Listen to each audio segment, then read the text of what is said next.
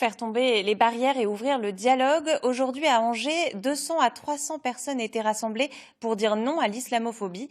Une initiative de 7 associations en réaction aux nombreux débats dont l'islam a fait l'objet ces dernières semaines en France. Denis Leroy, Florie Cotenceau.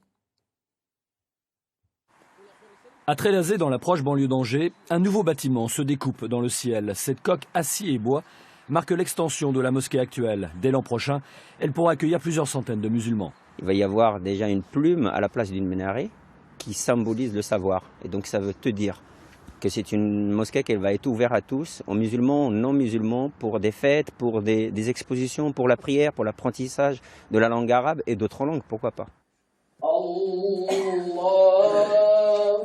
Plus que ce projet d'avenir, c'est le présent qui occupe les esprits et l'actualité marquée par l'attaque de la mosquée de Bayonne.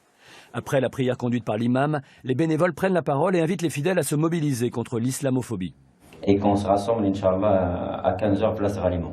Sur l'handicap, des problèmes sociaux. Pas de défilé ni de banderole, l'heure est au rassemblement en plein centre d'Angers. Sur la place du Ralliement, les représentants de 7 associations se relaient au micro.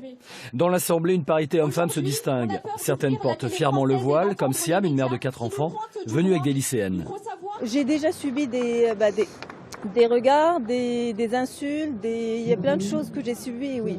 Et je trouve ça dommage, j'ai des filles, j'ai des enfants, j'ai des filles. Après, je dis à l'école comment ça va se passer. Comment ça va se passer pour leur travail, pour plein de choses. Porter le voile, moi, c'est un message de liberté, faire montrer qu'on n'est pas soumise à l'homme, on est soumise à Dieu, mais on n'est pas soumise à l'homme, on ne porte pas par contrainte, on porte avec envie. Dire non aux discriminations de tous ordres, ce message est passé, sans éclat de voix, sans esprit de polémique, dans le temps imparti par les organisateurs, juste avant que les averses ne dispersent la petite foule.